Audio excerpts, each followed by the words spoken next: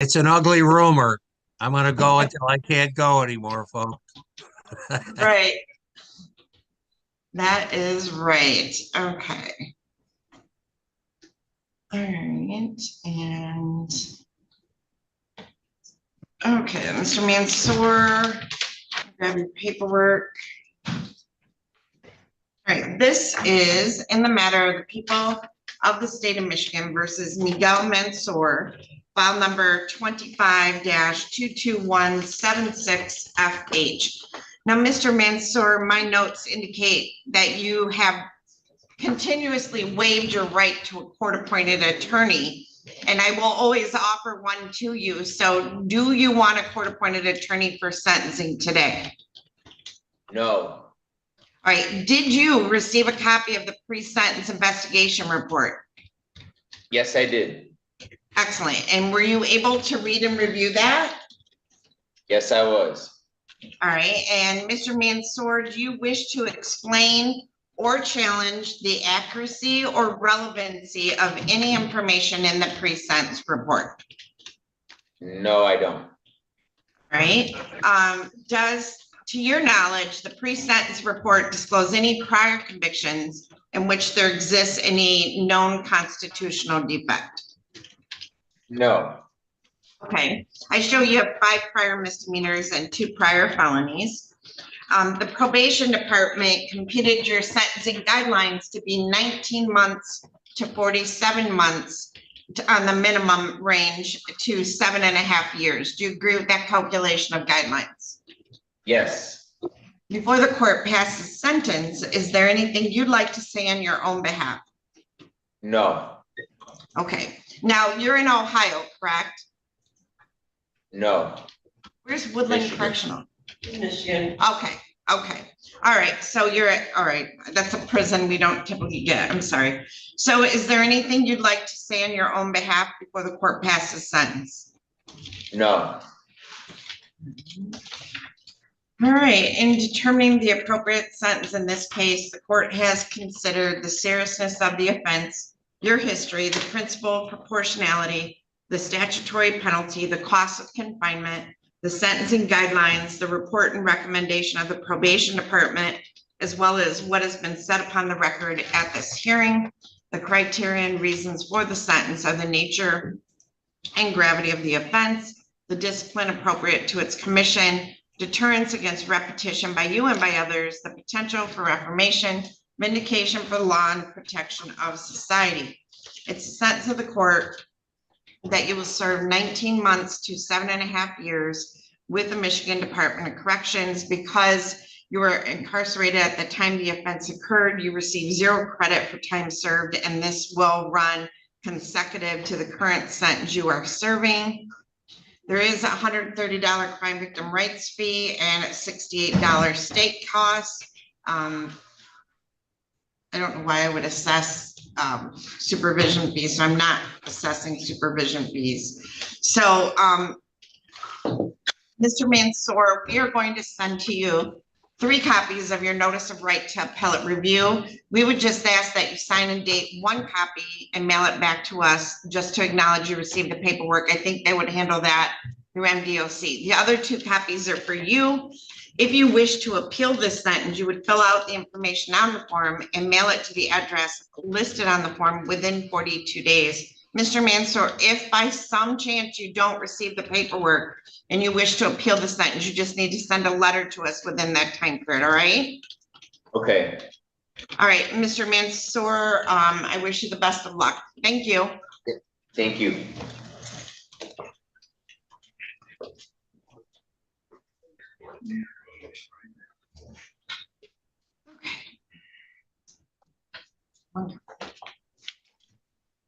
He's serving life for murder, right? Yeah. Yeah. All right.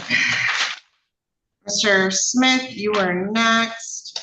Let me find you.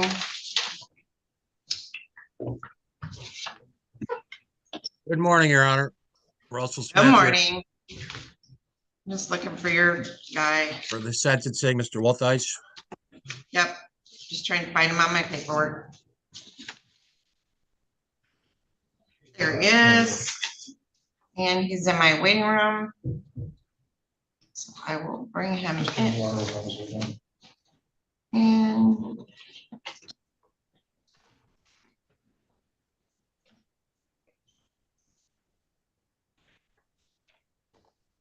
right, Mr. Walters, can you hear me? Yes, I can, Your Honor. Okay, this is in the matter of the people of the state of Michigan versus Stephen Richard Woltise, file number 24-21734FH. I have the not retiring Russell A. Smith appearing on behalf of Mr. Woltise. And I have Allison Arnold here on behalf of the people. This is date and time set for sentencing. This is a misdemeanor sentencing. So we have a pre-sentence report that was prepared by district court. Is there anybody here that wishes to speak? Ms. There is, Arnold? Your Honor. There is? Yes. Okay. All right. So Mr. Smith, did you receive a copy of the pre-sentence investigation report? I did, Your Honor. I have no additions, corrections, or deletions to make. I believe it's accurate. Okay, great. Mr. Woltise, you've had an opportunity to read and review the pre-sentence report, Yes, and you've had ample time to discuss that with your attorney. correct.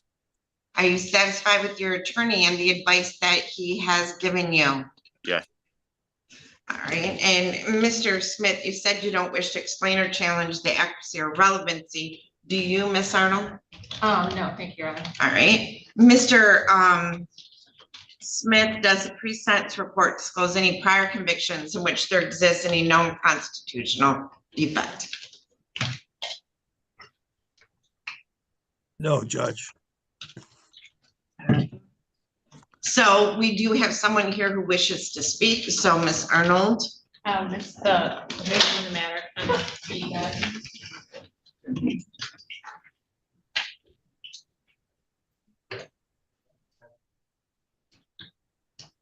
All right, sir, can you stand right there by the microphone? Can you state your name for me, please? Ken Teagardin, Can you spell your last name? Teegardin. Thank you very much. Is there something you'd like to say? I just, to him, I would just like to see some serious anger management going on with him because he seriously almost killed me. And I don't hate him for it. No, I prayed for it, and it's just, I'd really like to see him have some serious anger management. I don't go down his road. I don't look to see his face. I don't want anything no more to do with this man. Okay. Anything else? No, that's it. Thank you, sir. All right, Ms. Arnold, is there anything you'd like to say on behalf of the people? Judge, we would concur in what Mr. Teagardin said, that anger management counseling should definitely be ordered as a condition of probation. And I believe it has been recommended by the probation department. All right. Mr. Smith, is there anything you'd like to say on behalf of your client? Yes. Yes, Your Honor. I believe that the recommendation of probation is appropriate in this matter. I would indicate that if there's any chance of Mr. Woltise doing community service in lieu of fines and costs, he'd like to take that opportunity. He presently has no income. And of course, anger management is recommended. I think that would help Mr. Woltise. There's a no contact provision with Mr. Teagardin, which is also appropriate under the circumstances. Okay. Mr. Woltise, is there anything you'd like to say in your own behalf? No, thank you. All right. In determining the appropriate sentence in this case, the court has considered the seriousness of your offense, your history, the principle of proportionality, the cost of confinement, the sentencing guidelines, the report and recommendation of the probation department, as well as what has been set upon the record at this hearing. The criteria and reasons for the sentence are the nature and gravity of the offense, the discipline appropriate to its commission, deterrence against repetition by you and by others, the potential for reformation, vindication for the law and protection of society. Mr. Woltise, this was a very serious incident, which could have ended up to be a much worse situation for the victim in this matter, and as a result for you. There was a agreement to no upfront jail, and the court will honor that. There is not a request for restitution, but I do agree that anger management would be correct.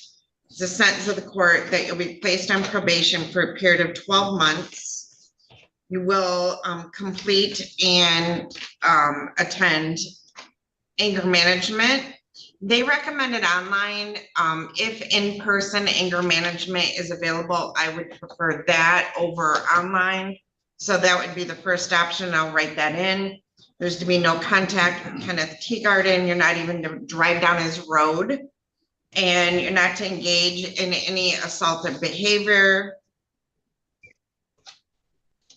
No use of alcohol or illegal controlled substances. And they do have a right to search your property if they believe that they have reasonable cause to believe that you have violated the terms of your probation. So you will obey and comply with all the terms of your probation. You must report to the probation department when required, keep your information updated, submit to any substance abuse, psychological, psychiatric evaluation, as well as in-person anger management classes. Not to use any, as I said, alcohol or illegal controlled substances. And submit to testing when required. As I said, your home, your car, your phone, anything else will be made available for searches if they believe that you have any of those items. Let's see. And not have any contact, Kenneth Teagarden.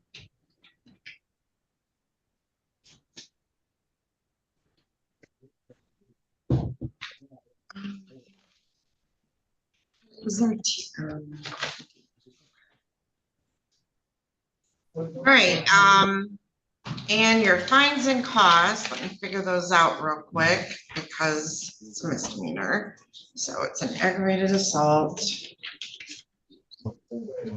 So there is a $200 fine, $50 in state costs, $750 in court costs, and a $75 crime victim rights fee, $30 per month supervision fee, $60 if we have to put you on a tether. As stated by Mr. Smith, some of that can be worked out using community service, but not all of it. And the probation department will work with you on that. Now, you do have a right to appeal the sentence. Mr. Real quick, the street the victims live on is Bidwell, so he shouldn't drive down Bidwell Street. Okay, so you're not to drive on Bidwell Street. Do you understand that, Mr. Wolters? Your Honor, I don't even honestly know where Bidwell Street is in this neighborhood, so that's not a problem. Well, make sure you do know where it is so you don't drive on it. Look it up on a map. Yes. Okay. And so anyway, you're going to receive in the mail 3 copies of your notice of right to appellate review and a self-addressed envelope. You're going to fill out just initial and date 1 copy for our records. The other copies are for you. If you wish to appeal your sentence, you would fill out the information on the form and mail them to the address listed on the form within 42 days. All right. Anything else, Mr. Smith? Yes, Judge, one thing, Mr. Wolters does not currently have a driver's license. He has an undiagnosed seizure disorder. And as far as the in-person attendance and anger management, that could be a problem for him. He rides a bicycle to and from. Well, there may be something available in Tecumseh where he can ride a bike. It's my first choice. If they can't work it out, then he can do online. All right. Thank you very much, Your Honor. Have a good day. Thank you, All Ms. right, Arnold. everyone have a good day. Thank you. Have a good day, Mr. Wolters. Thank you. Thank you, Mr. Tickard. All right, I have somebody sitting way in the back of a room with MDOC, I'm gonna guess. So what is your name? Stessa. All right. Okay, they put you way back there. Let me find you. I'm sorry. All right, let me grab your paperwork, Mr. Stinson. I can turn it on.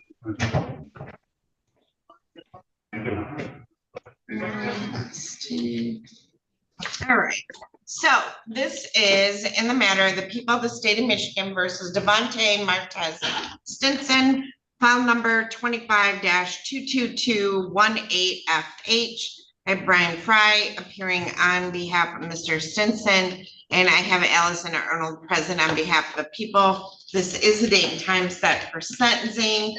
Mr. Fry, were you able to review the pre-sentence report with your client? I think we mailed it to him, but if I can have a breakout room with him real quick to talk about it. So, Mr. Stinson, I am going to open up a breakout room for you and your attorney. You may automatically go in, and then when Mr. Fry comes back, I'll automatically bring you back. So, let's see, STL. All right, I'm gonna open that breakout room. Okay, so I have no defendants in the courtrooms. Miss Underwood, are you with me or no? Hi there. Hi, I'm ready on Ms. Edmonds, who is here in person, Your Honor. She's in. Oh, yeah, right now. 85-20. I have. Miss Edmonds, please. I'm also ready on Ms. Heatherly, who's in jail. Are you ready on Skyshan Tindle?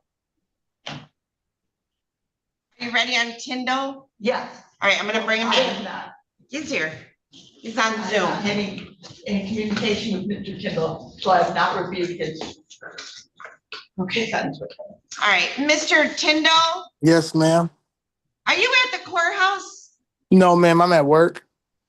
Okay, all right, so Mr. Tindle, why don't you go back and zoom in with them? I will go back right now. All right, this is in the matter of the people of the state of Michigan versus Skyshan Tindle, file number file number 20-20027FH, 22-20717FC. And Ron Underwood appearing on behalf of Mr. Tindle. Mr. Tindle, Miss Underwood is gonna go back and Zoom with you to review the pre-sentence report, okay? Yes, ma'am. For the violation report. In just a minute. It's not too loud in here, is it? No, you're good. You're good. Okay. All right. So I'm going to open up a breakout room for you and Miss Underwood. Go ahead and join that.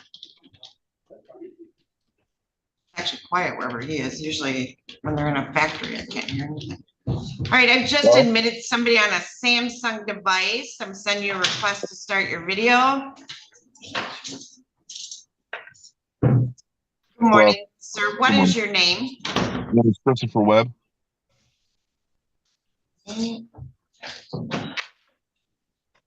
Your attorney is John Glazier. I do have Mr. Glazier.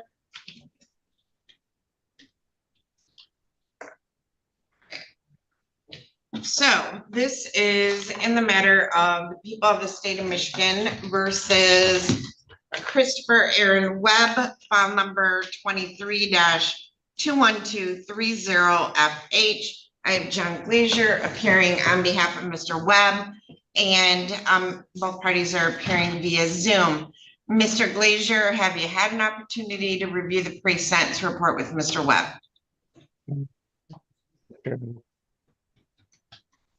I'm sorry, Mr. Glazier, I did not hear you. I have not. Could I speak with him for a moment? Yep. So, Mr. Webb, I'm going to place you in a breakout room with your attorney.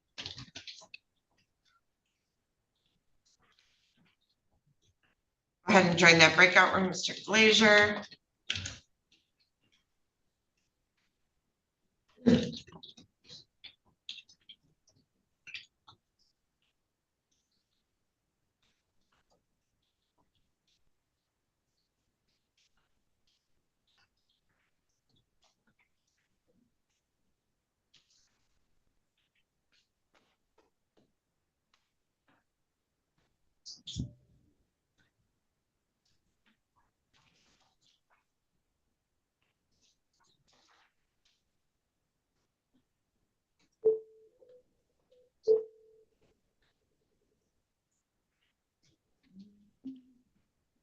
Hi, this is Judge Anselone. So I am ready for everybody. I know I have a couple people in person, but I have Angel Rosas, I have Michael Bonica, I have Shannon Heatherly and Amber Straub that are at the jail still, and I can see them. We will get them going. Awesome, thank you. And I don't need Caleb Daniels till 11. Okay. All right, thank you. You're welcome. Bye.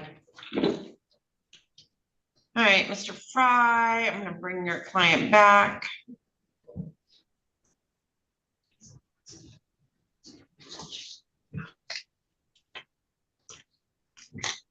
Who was that again, Mr. Fry?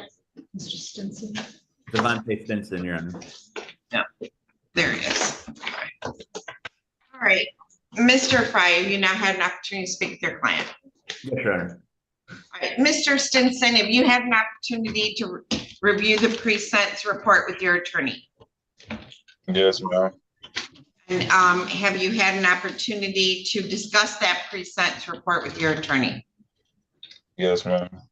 Are you satisfied with him as your attorney and the advice that he has given you? Yes, ma'am. All right, Mr. Fry, do you wish to explain or challenge the accuracy or relevancy of any information in the pre-sentence report? Not the accuracy or relevancy, Your Honor. All right, does the pre-sentence report disclose any prior convictions of which there exists any known constitutional defect? No, Your Honor. Because this is a felony firearm and a flat 2-year, there are no sentencing guidelines. So before the court passes sentence, is there anything you'd like to say on behalf of your client, Mr. Fry? Yes, Your Honor. As the court has stated, this is a flat 2-year sentence on this case. But there is something in the PSI that I think is legally wrong. On the second page under recommendations, it says sentence shall run consecutive to all sentences for which he is currently serving. That's not the correct law in this case. In People v. Clark 619 and W2D 538 2000. Ms. Arnold, you're listening, right? Oh, Wait, hold on. Let me get my prosecutor up here. I'm sorry. So Mr. Stinson pled to a felony firearm, which is a flat 2-year. Okay. And the pre-sentence report recommends that this sentence will run consecutive to all sentences for which he is currently serving. And now, Mr. Fry, restate your objection, please. Yes, Your Honor. That is not what the law says, Your Honor. So People v. Clark 619 NW2D 538 2000. That case states that the consecutive sentence of a felony firearm only runs consecutive to the underlying predicate felony of that felony firearm. In this case, there was none. He's serving a prior sentence, so it would just be the flat 2 years that starts immediately at sentencing. He is on a parole detainer, so that does affect any possible previous credit he might have had, but that ends on sentencing, where he will start getting credit for this sentence. If we look at the statute for felony firearm, MCL 750227B, it also clearly states a term of imprisonment prescribed by this section is in addition to the sentence imposed for the conviction of the felony or the attempt to commit the felony, and shall be served consecutively with and preceding any term of imprisonment imposed for the conviction of the felony or attempt to commit the felony. So the statute's also clear that the consecutive nature of felony firearm only applies to the underlying or predicate felony, not any previous convictions or even other felonies that he might have been convicted of in the same case, which is why oftentimes the prosecutors will charge 3 or 4 felony firearms if there's multiple felonies on the same case. So, Your Honor, the mandatory 2 years should start today sentencing. Thank you. Judge, I'm not aware of that case, but was he on parole when this happened? Yeah, he's being held on a parole detainer right now. Is that correct, Mr.? If he was on parole when this happened, it's mandatory consecutive to parole. So, Mr. Stevenson, I believe this was your pre-sentence report. He's currently being held on a parole detainer, correct? Roll. What- He is on parole, yes.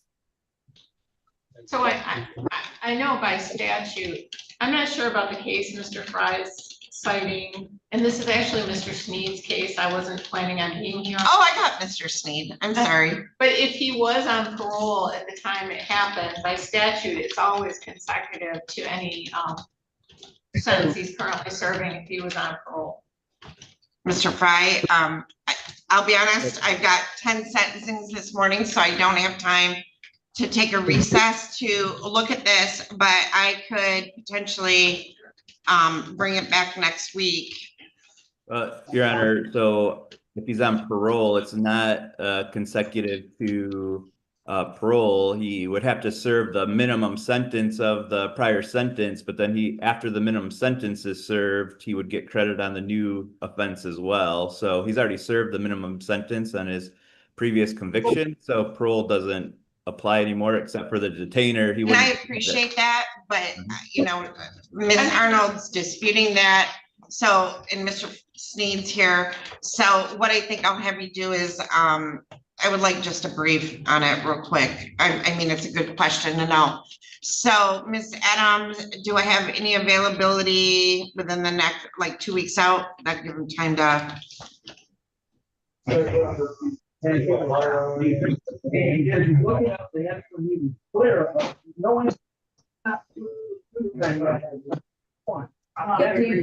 Thursday, June 12th at 8:15. Say that again, Ms. Adams. Thursday, June 12th.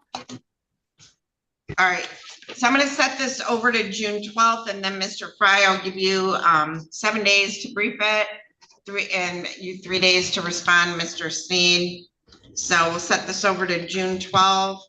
It's an interesting thing that, to be honest, I've never had come up, so good to know. June 12th at 8:15, we'll send a notice of hearing out and get you back, Mr. Stinson. Thank you. Thank you. Yeah, if Your Honor, if I could just point out one thing, that part of the plea agreement was that the sentence would begin on January 23rd, 2026, when the MDOC supervision discharge date began. So I just want to remind the parties that was part of the agreement. All right, well, we can attach that and look at it. So, all right, we'll see you back June 12th at 8:15. Thank you, Mr. Stinson. We'll get you back.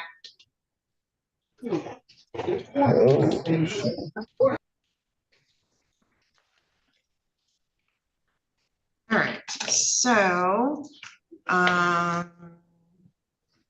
got Mr. Tindle. Miss Underwood, are you coming back in? I'm ready, Mr. Tindle. You're just right behind the podium and I don't see you. I'm so sorry. All right, we're on the record in the matter of the people of the state of Michigan versus Skyshan Tindle. And as I said, there are multiple files, file number 20-20027FH, 22-20717FC. I have Rhonda Underwood appearing on behalf of Mr. Tindle. This is the date and time set for violation of probation sentencing on 2 files. Miss Underwood, have you now had an opportunity to speak with Mr. Tindle? Mr. Tindle has reviewed the document that was sent to him, and we have now had a chance to review that. He has read it over in its entirety. He understood it. In fact, I believe he visited his probation officer last week. Excellent. So yes, we have had a chance to review Okay. it. All right. So, Mr. Tindle, you've had an opportunity to read and review the probation violation report, Yes, ma'am. and you've had an opportunity to discuss that with Miss Underwood. Yes, ma'am. Yes, Are you ma'am. satisfied with Miss Underwood as your attorney and the advice she's given you? Yes, ma'am. All right, Miss Underwood, before the court passes sentence,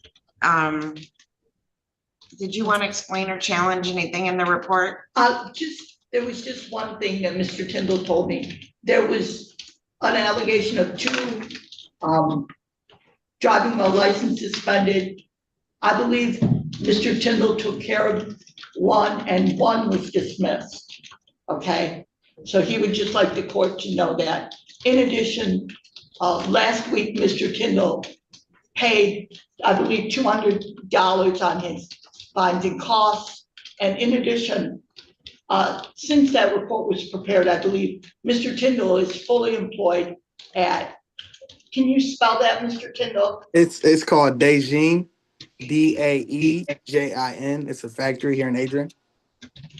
And that is a factory job right here in Adrian, Your Honor. Mr. Tindle is fully employed and making $16 an hour at this time. It's not seasonal. It's a regular factory job right here in Adrian. Ms. Holly, were attorney fees taken off that total owed? I'm not sure. I don't. He showed me this week, said he owed $12.88 on that case. Right, I'm just saying, the $16.98, does that include attorney fees that were originally ordered at the time of sentencing, because we still ordered them back then? Yeah, I know it. I don't see that I think they're off now. No, they're off. Because it was court costs, Right. crime victim rights, supervision fees. Yeah, they're not on there. Okay, all right. Anything else you'd like to say on behalf of Mr. Tindle? Briefly, Your Honor, Mr. Tindle understands that he screwed up and he kind of took things for granted. Mr. Tindle realized he tries Ms. Holly's patience greatly. The recommendation in this matter is 12 months in jail, Your Honor. I would hope the court would consider returning Mr. Tindle to probation with an extremely short leash, Your Honor. If he loses his job, if he doesn't pay, if he doesn't report, then he knows where he's going. The jail is always going to be there for Mr. Tindle, but I think now he is motivated. He has a job that's convenient. We don't have to worry about Ohio. Mr. Tindle can just get to work and pay this off. And I would hope the court would allow him the opportunity to do that. Mr. Tindle, anything you want to say on your own behalf? No, ma'am, that was just my only problem, just not paying on my probation. But like she said, I finally got a job now, so I hope that I could just be out just to pay that off. Like I said, I get paid every Friday, so that should hopefully help out a lot too. All right. He discharges in August this year. Can be extended. I don't know how to look at it. Okay, so Mr. Tindle, you owe, let's see here, I wrote it down. It's like 1,200 more. Yeah, so Mr. Tindle, I know you got a couple children that Yes, you're ma'am. responsible for. Are you Yes, still ma'am. living with your brother? Yes, ma'am. Well, I'm between like my brothers and like my mom's house. Yes, ma'am. Okay. They help out with the kids. Okay, all right, so Mr. Tindle, you gave him originally, we gave him 2 years, so, all right, Mr. Tindle, here's what I'm gonna do. You are working, I know you were injured because we talked Yes. about it in person in my courtroom. Yes, So ma'am. there was, we had a lot of information that day. So you're always polite, you're always respectful. Just do this probation, get it done. I'm gonna extend it for 12 months, but as soon as you pay this stuff off, I will allow Miss Holly to discharge you, all right? It's perfect. Thank you so But that much. means you gotta report and you gotta make payments. Yes, ma'am. If not, like Miss Underwood said, the only constant we have in our life is the jail's always gonna be there, right? Yes, ma'am. So, all right, I'm gonna extend your probation 12 months solely for the purpose of paying all this off. Report, do what you're supposed to do. Let me see here. I'm going to,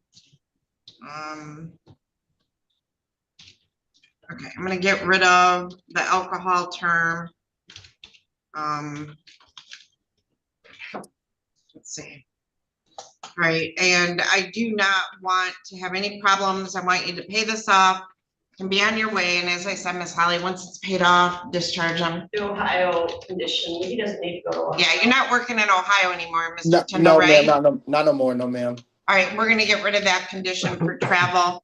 That's fine. So, Mr. Tindle, you do have the right to appeal this sentence, and we're gonna mail to you and notice of right to appellate review. There's going to be a self-addressed envelope plus 3 copies. Okay. Initial and date 1 where it says, put it back in that self-addressed envelope and pop it in a mailbox back to me. The other 2 copies are for you. If you wish to appeal the sentence, you would fill out the information on the form and mail it to the address listed on the form within 42 days. All right? Yes, ma'am. All right, go back to work. Thank Thank you. you so When do much. you want him to report? Tuesday? I just seen her on Tuesday, so I see her on the 10th, I believe so. Okay, excellent. Thank you. Thank Good you. luck, Skyshan. All right, so Ms. Edmonds, we'll take you next. All right. Mr. Glazier, hold on. I have a gentleman with glasses. What's your name? You are muted.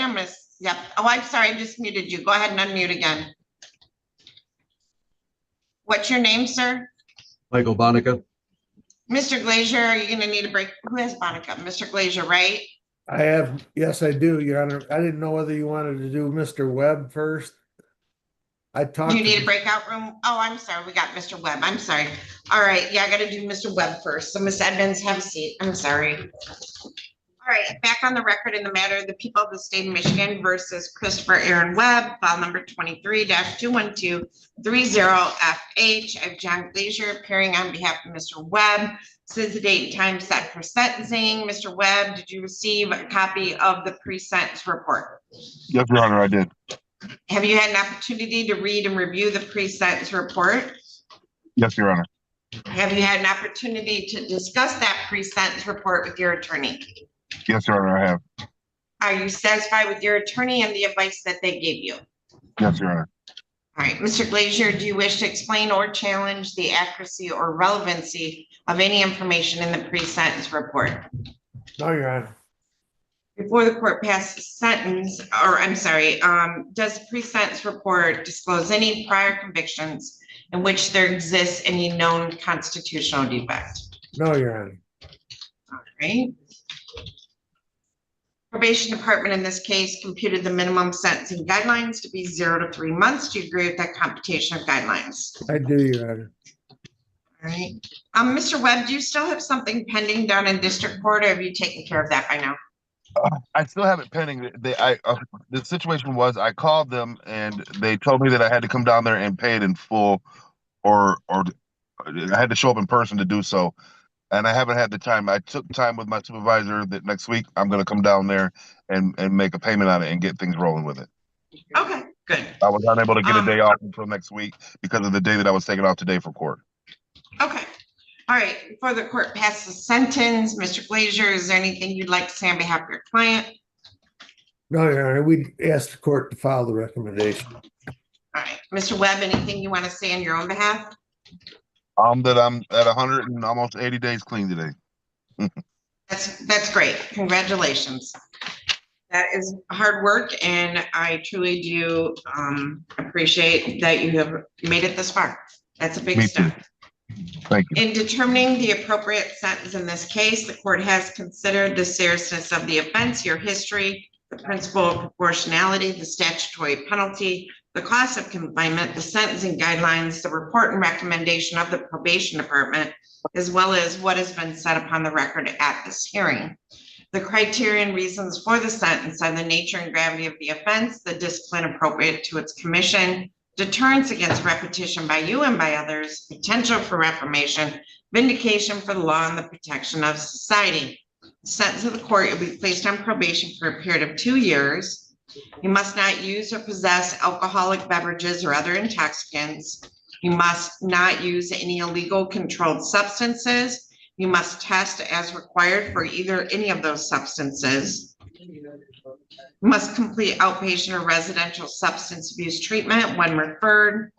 They are allowed to enter your residence at any time for probation supervision. You must submit to search of your person and property, your vehicle, your residence, your car, computer without warrant if the probation officer has reasonable cause to believe you have violated the terms of your probation. You must report any arrest, police contact, loss of residence, or loss of employment within 24 hours. Maintain employment of 30 hours per week. There is a $130 crime victim assessment fee. $30 assessment fee, 60 if we have to put a tether on you, $750 in court costs and $68 in state costs. They'll break that down to a monthly amount that you must pay. I'll give you credit for time served up to 8 days. And would he report next Tuesday? Yeah, June 3rd at 8 a.m. All right, and Mr. Webb, you'll need to report to see Ms. Teskey on June 3rd at 8 a.m. for probation. And then you do have the right to appeal the sentence. We're going to mail to you 3 copies of your notice of right to appellate review. They're going to have a self-addressed stamped envelope in there with it. Just initial and date 1 copy for our records, put it back in the envelope, pop it in a mailbox back to me. The other 2 copies are for you. And if you wish to appeal your sentence, you would fill out the information on the form and mail it to the address listed on the form within 42 days. All right. Yes, Your Honor. All right, congratulations on 180 days. It's 1 day at a time, Mr. Webb. So keep up the good work. And you're all set, sir. All right, thank you. Thank you. All right, Miss Edmonds, now we're back to you. I'm sorry. So Miss Underwood, let me get Miss Edmonds' file. All right, we are on the record in the matter of the people of the state of Michigan versus Christina Edmonds, file number 24-21983H. I have Brenda Underwood appearing on behalf of Miss Edmonds and my PO on this. Mrs. Jennifer Walsh, who is appearing via Zoom. So, Miss Edmonds, have you had a chance to read the probation violation recommendation? Yes. Have you had an opportunity to discuss that with your attorney? Yes. Are you satisfied with Miss Underwood as your attorney and the advice that she has given you? Yes. All right, are you picking her up? She's soft spoken. She's got it, yeah. Yeah, just a little bit louder for me. All right, Miss Underwood, do you wish to explain or challenge the accuracy or relevancy of any information in the? I don't believe we do, That's Your Honor. important. All right. Before the court passes sentence, is there anything you'd like to say on behalf of her? A lot. Yeah. I believe that, Ms. Edmonds has had a long road here. And Ms. Walsh has had a long road with Ms. Edmonds. I talked to Ms. Edmonds, and in going through this whole thing, Your Honor, she never quite put together the fact that the problem here, which was masked by the drug problem, is a significant alcohol problem. I think it's significant to know that Ms. Edmonds, on her own, Your Honor, wrote a statement she would like to make today that I've read, and she also has a certificate of work she has put in at the jail as far as classes, Your Honor, and I would like the court to take notice of that. But I think Ms. Edmonds understands her problem, Your Honor. I think I understand the 15-day recommendation. I think that's appropriate for a first violation, as this is. And the only thing I would say, as far as the contempt, Your Honor, is I don't recall seeing a recommendation for contempt in a violation before, but I would hope the court would consider very much giving Ms. Edmonds time served on the contempt. Your Honor. With that, I believe Ms. Edmonds has something she would like to address the court. So Ms. Walsh, we had a violation of probation, request and warrant for probation violation on May 12th. And Ms. Adams, I believe this is the one Ms. Adams left me a note on. We didn't have a contempt of court in the file. There should, I'm not sure how that would work. It was the bond condition. She did violate a bond condition. The scram was a bond condition given by Judge Olsaver. Ms. Adams, is that the one we couldn't find paperwork for it? Like there was no contempt of court filed? Yeah, I think so.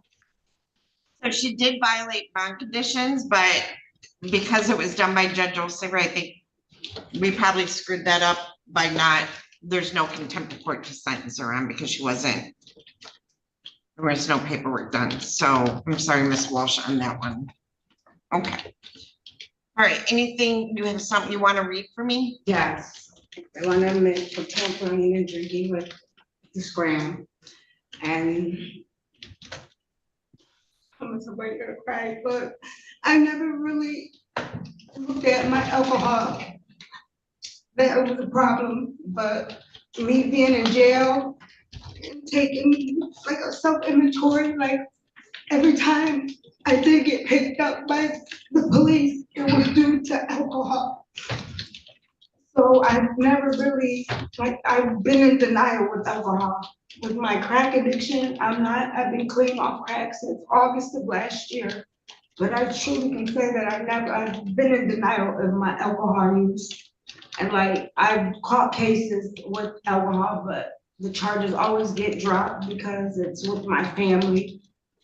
So I know I do need to get my alcohol. I need to go and get in meetings and take care of this alcohol problem. And I just always been in denial. But I know I know I do have a problem. When I drink, I do abuse it and I abuse others. So I know. Since I've been in there, I've been, coming to it, yes, I do. With my alcohol. And like I said, when I got that scram, I reached out to CMH in Monroe. They gave me access to get services, to get into Catholic charities that I'm willing to do intensive outpatient. I just got housing. What about inpatient? I can do inpatient, it doesn't matter. But I just got housing. I've been homeless since 2023. And I got housing now. I need to pay rent. So if I get out of treatment, I need a place. I have a place already. I just don't want to lose what I got now. And is that in Monroe? Yes, it's in Monroe. And then I got everything set up through CMH in Monroe, so. And I'm willing to do anything. If I take the breathalyzers every day or whatever it takes. And then I completed a course online, the substance abuse course. So, yes. Trying. Okay. All right, anything else, Ms. Underwood? Thank you, Christina. With that being said, Your Honor, I believe she served 22 days, and the recommendation is due.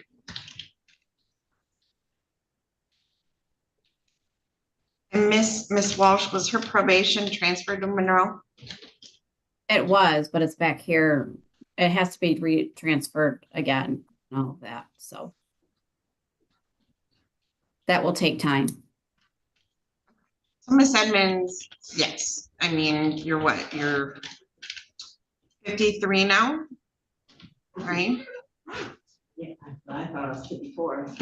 You might be 54, but my paperwork says 53. So, Miss Edmonds, I'm a little bit older than you, but I mean, I can't do the stuff I used to do. I can't imagine you can still keep this up. And you're right. You have always had a substance abuse issue and an underlying alcohol problem. I mean, I've known you at least 20 years. And, but for these things, you never get in trouble. So,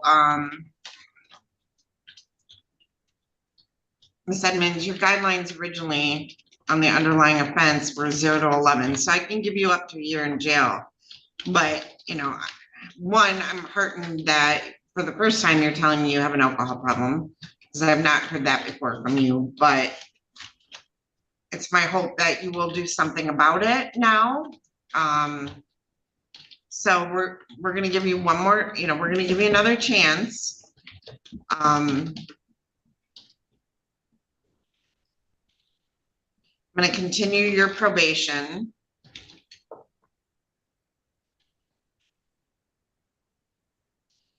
The terms of your probation, there's no alcohol, there's no illegal controlled substances. Upon your release, I want you to do 90 and 90 meetings. All right, you'll have to do the paperwork to transfer probation to Monroe. I want you to have an assessment. You said you've already contacted CMH. I want you to complete all programming recommended. So inpatient, outpatient, whatever they recommend. And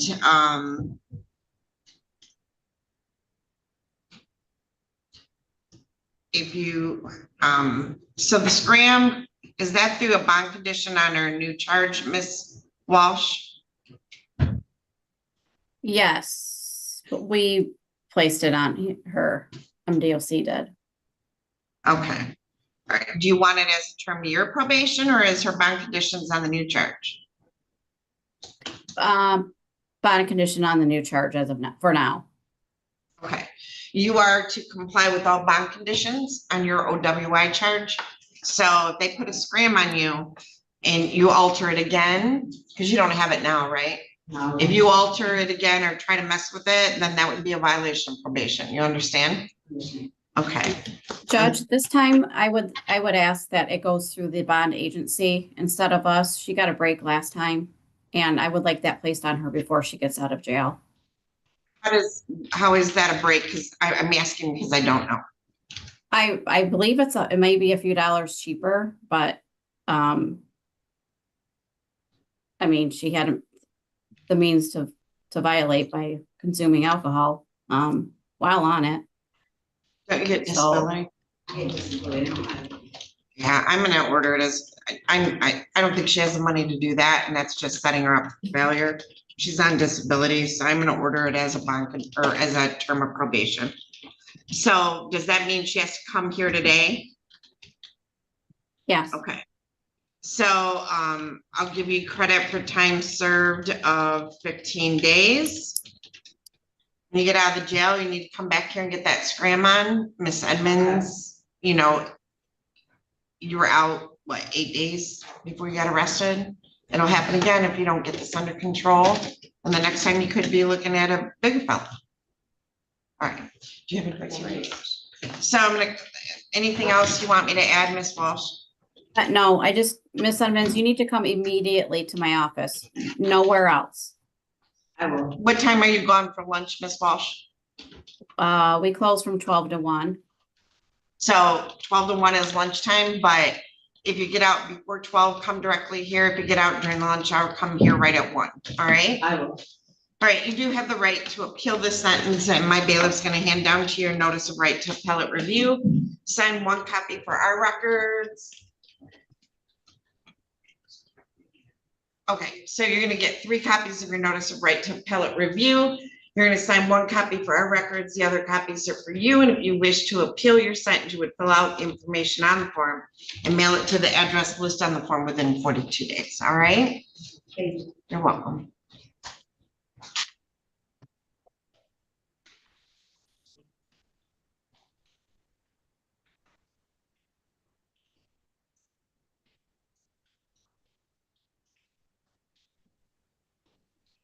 Miss Edmonds' variety looks good on you. You know, you're clear, you look at peace. So keep up the good work, all right? Thank you. Record should reflect, I received back a signed copy of the notice of right to appellate review. So I have MDOs, or no, I have 2 people in person. Oh, wait, okay. How about Jaylen Tatum can be brought down? Are we ready on Jaylen Tatum? We're ready, Your Honor. All right. 8528.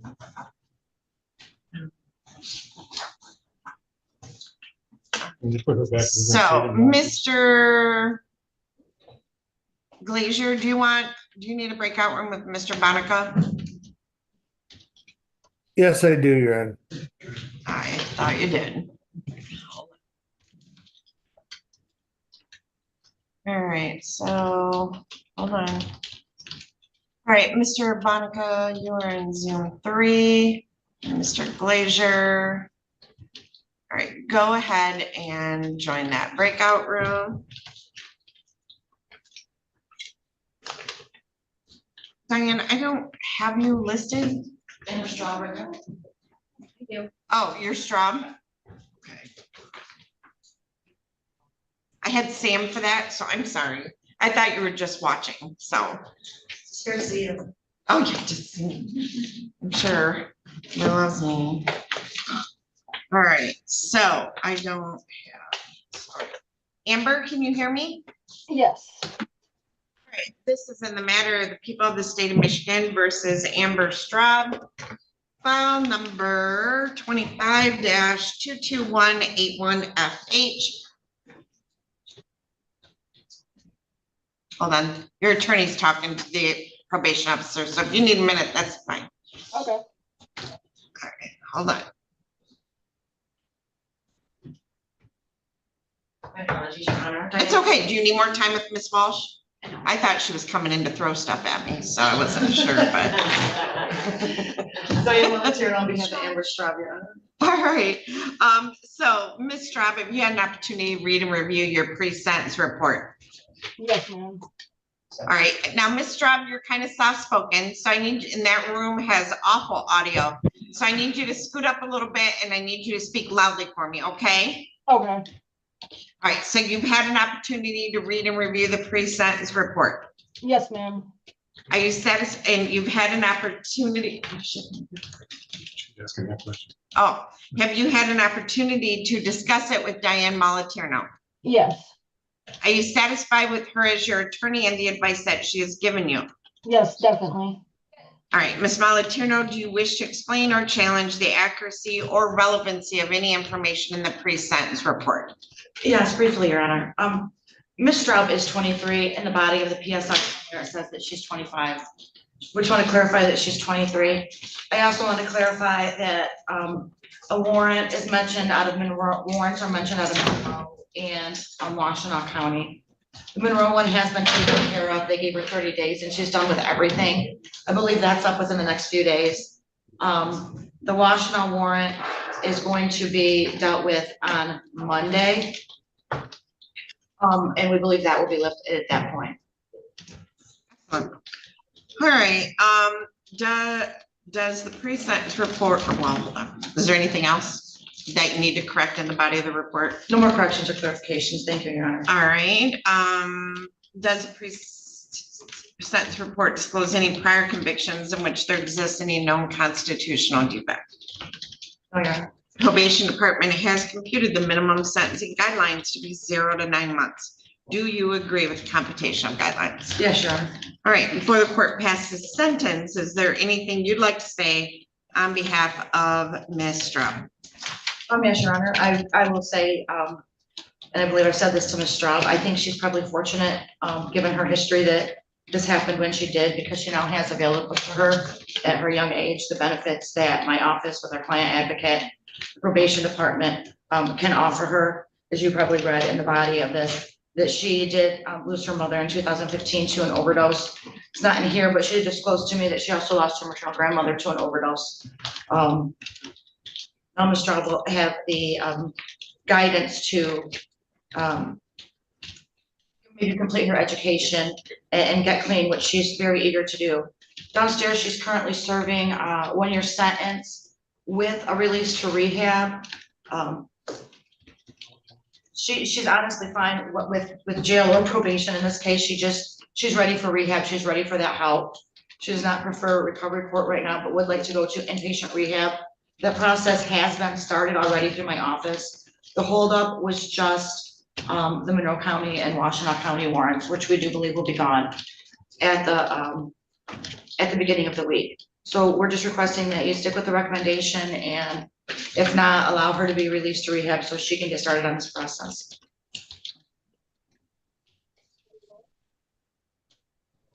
Now, she previously had 7411 correct on her piece, so it's not an option.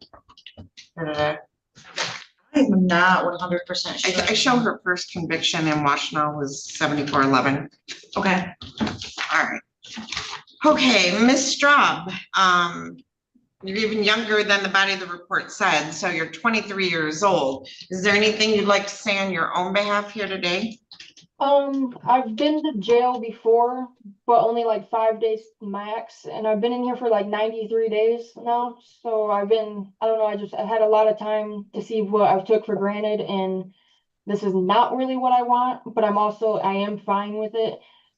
Like I've adapted fine to it, so I know I could do it, but I'd rather get out and try to do better.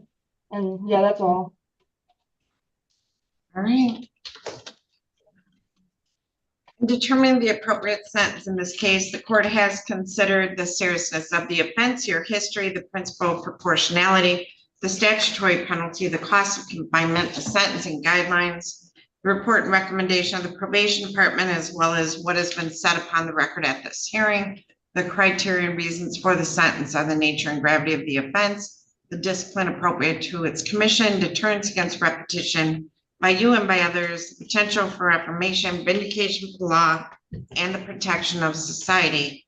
So, Ms. Straub, one thing you need to understand is you're running through your options. Having already had 7411, and now we're looking at HIDA. At some point, you're going to run out of options, and you're going to end up with felonies on your record. Do you understand that? Yeah, I thought I already did no matter what, so I'm glad there is an option still. But you're running out of those. Yeah, So, yeah. Ms. Straub, you have a substance abuse issue since the age of 15. Alcohol, marijuana, fentanyl, it's been daily. You dropped out of school, and it's just escalated. So you're young enough, you can come back from this, but you need to take your sobriety and recovery serious. So it's set to the court that you will be placed on probation for a period of 2 years. During that term of probation, you will obey and comply with all the articles of your probation. You're not to use or possess alcoholic beverages. You're not to use any illegal controlled substances. You are to test as required. You are going to be required to use prescription medication as prescribed. You must enter and complete any inpatient, outpatient treatment when recommended. You must complete a substance abuse assessment if you haven't already. You must report to the probation officer as often as required. You must get your GED or your diploma. You must notify them of any change of address or employment status or contact with the police. I'm going to set a curfew of 10 p.m. to 6 a.m. unless you receive written permission from Ms. Walsh to leave, like for employment. Okay. You must obey all court orders. You can't engage in any assaultive, abusive, threatening, or intimidating behavior. No contact with anybody in the Michigan Department of Corrections, not use any object as a weapon. Understand that they have the right to come into your home at any time for probation supervision, but they also have the right to search your person, your property, your backpack, your phone, your car, anything, if they have reasonable cause to believe you violated the terms of your probation.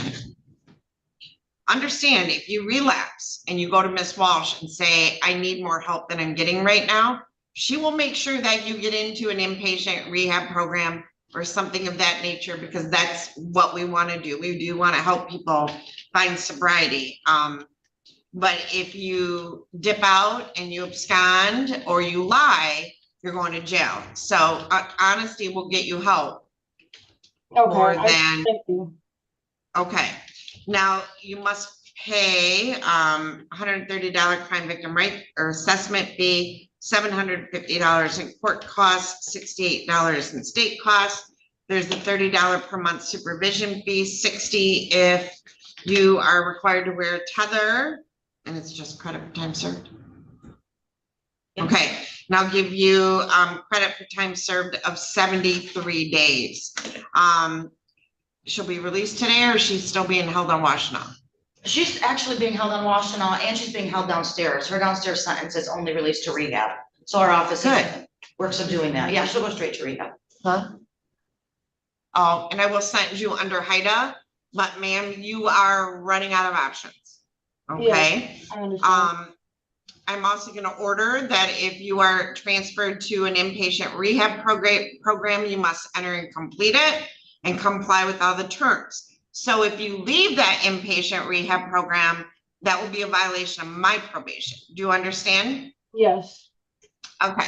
Now, we're gonna send over to the jail 3 copies of your notice of right to appellate review. They're gonna have you initially date 1 copy, that's for my records. The other copies are for you. If you wish to appeal my sentence, you would fill out the information on the form and mail it to the address listed on the form within 42 days. All right? Yes. All right. Good luck to you, Ms. Straub. Thank you guys very much. When you get released, what do you want to say, Ms. Walsh? I think you were gonna tell her. From jail or rehab. So when you get to the rehab facility, you need to sign any releases so that Jennifer Walsh from the Michigan Department of Corrections can verify your compliance. And when you get released from the rehab program, or if you get released from jail not to rehab, you need to report to Ms. Walsh immediately. Do you understand? Yes, ma'am. All right, good luck to you. Thank you. Thank you. Mr. Tatum, do you want to go up to the podium?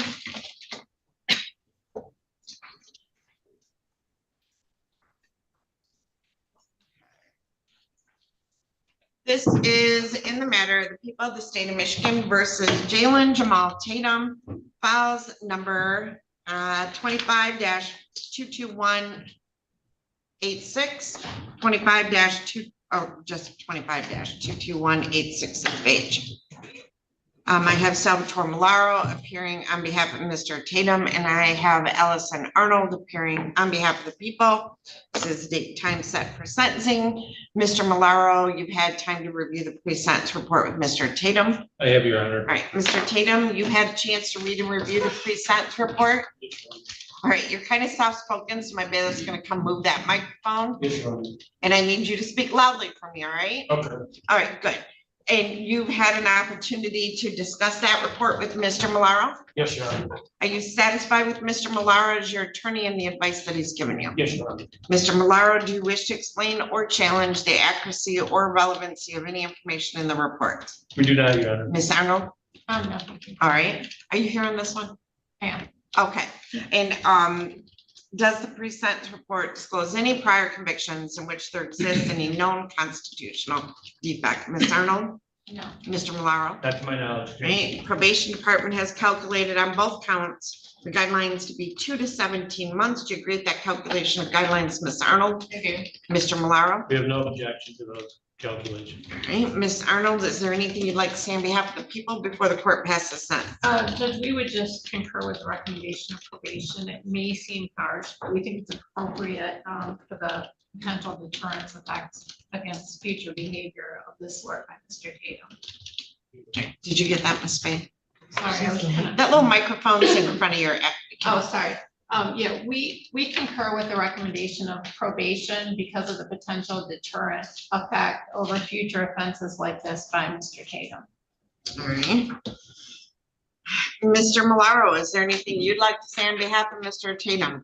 Would, Your Honor, I've known Jaylen now since his original case in this county. He presents as quite a puzzle. He's a pleasant young man when I've met with him and talked to him. I know that his court, probation, our office, many people have gone above and beyond to give Jaylen all the opportunities he needs. However, Your Honor, I would just indicate to the court a 1-year jail sentence is not what Jaylen needs. What he needs, for some reason, the puzzle he presents is how do we convince Jaylen to become a productive member of this society or any other society that he lives in. And a 1-year jail sentence isn't going to do that. It's just going to park him in jail. So I would encourage this court to impose a term of probation, impose the conditions he needs. He clearly needs some kind of counseling and therapy so that he can take the time with professional help, figure out what's going on so that he does not keep this repetitive behavior. Because ultimately, this court, probation, people are going to give up on him. He's going to end up in prison. And that would be a waste of this young life because I see great potential in Jaylen. Tremendous. But for some reason, parking, it's just not gonna work if you just park him in jail. It's not gonna have, I understand the deterrence argument, but I think we need to explore options. You can always use the deterrence later. I think this court through probation can explore the options he needs to get him back onto a track of being a productive member of society. So I'd ask the court to impose a lesser jail sentence with probation, perhaps 120 days with 72 days of credit, and impose conditions such as CMH, counseling, therapy, so we can perhaps get to the root problem for why Jaylen keeps getting himself in trouble. That'd be my request on his behalf, Your Honor. Is your dad still in Baton Rouge? He stays in Forney, Texas. Weren't you gonna go live with him at some point? I was thinking about it, but that plan didn't go quite too well. Is your mom still in Inkster? Yes, Your Honor. Can you go live with your mom? I have. It's just things around here have brought me back, so that's why I've been in jail a lot. And but what brings you here? Just the area itself, the county itself, just better, like better work and lessons and more. Have me housed there sometimes, like off of Ben Oak Street, the lessons more. I stayed there. It's just better shelters out here than it is in Inkster, and she's homeless too. So if I do, who is she? My mother. Your mother.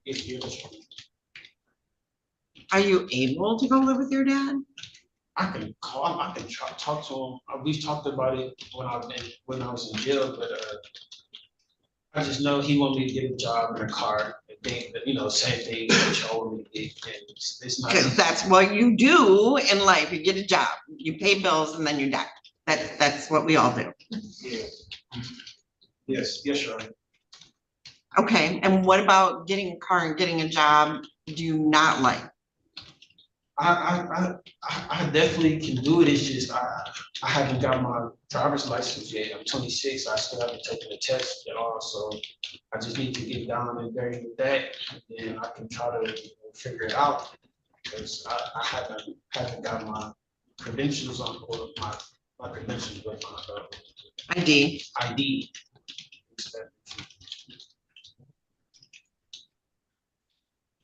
Am I? Yeah. We listen to Mr. Tatum talk right here. Sounds great. Sounds like could be a productive member of society. It's a totally different world once he gets out on the street.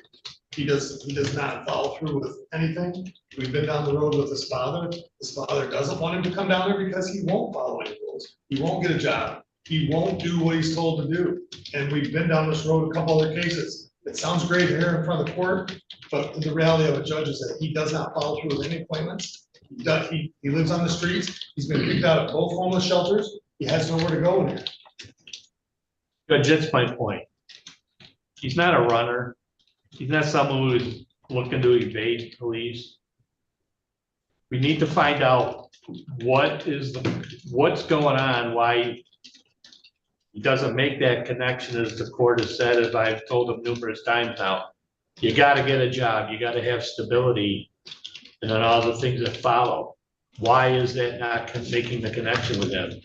A term of probation and getting him into some form of counseling or therapy to see if we can figure that out will prevent this repetitiveness that Mr. Jones talks about. And I understand probation, doesn't see a bright future for him, but I do. I see potential, and I would ask the court to consider exhausting every opportunity for Mr. Tatum to get on track. And I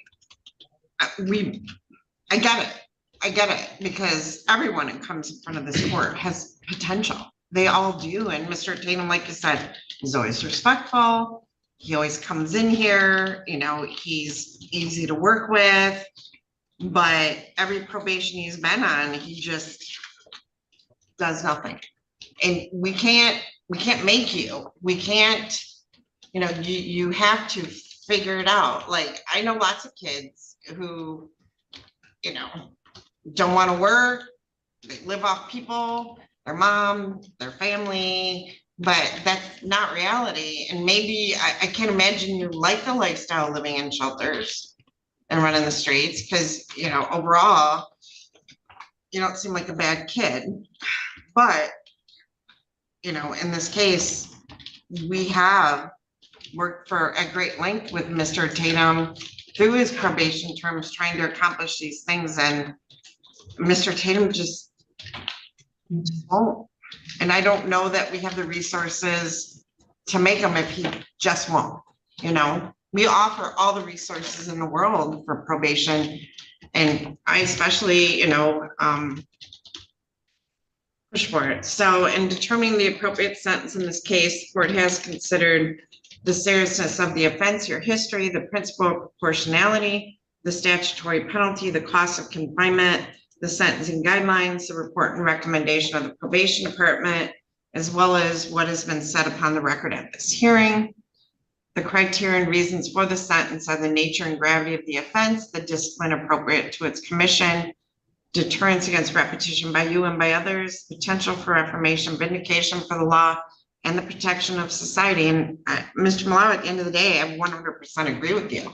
Like, I don't know what it is. And Mr. Malaro doesn't know either. And I think Mr. Malaro's saddened by the fact that you have great potential, you just won't do anything about it. And, you know, that's really, at the end of the day, it's always gonna be on you. And you said you graduated from high school? Yes, sure. And you even took some college classes? Yes, sure. Where'd you go? Tyler Junior College in Texas. Okay. And what'd you do? Get kicked out, leave? What'd you do? I had a 1.8 grade point average and I dropped out. Okay. You know, 4 years, you're gonna be 30, you know, and you know, you're homeless, you've been kicked out of both shelters. I remember the conversations, reaching out to your father, trying to find you assistance. Do they offer counseling at the jail? There's counseling available there. Whether he will participate in it there. Again, Judge, I reiterate that you get out on the streets, follow up, you won't attend any appointments. And then you keep exposing yourself, so. That's just enough not to get to the bigger cases, and that's. Yeah, I mean, you're gonna end up with some serious cases. You had a serious case and you got a break on it. So nobody wants to see that. So keep that tucked away, especially at the jail or on the streets. But I do think at this point, I'm looking at a deterrent as Ms. Arnold's requesting. So I'm gonna order that you serve 1 year in the Lenawee County Jail, and I'll give you credit for 72 days. There's a $130 crime victim rights fee, $136 in state costs. I'm not gonna recommend probation. I'm gonna order that you have access to counseling and treatment in the jail. But you know, think about it. Think about what you wanna do.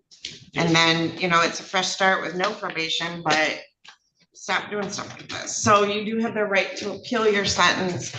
My bailiff's gonna hand down to your notice of right to appellate review. Sign 1 copy for each file for our records. The other copies are for you, and if you wish to appeal the sentence, you would fill out the information on the form and mail it to the address listed on the form within 42 days. And again, I get it, Mr. Malaro, but we've done all this previously.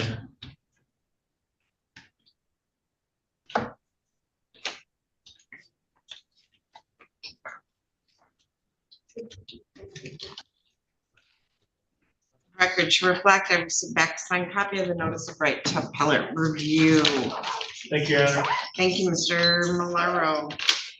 Mr. Glazier, if you're ready on Mr. Bonica.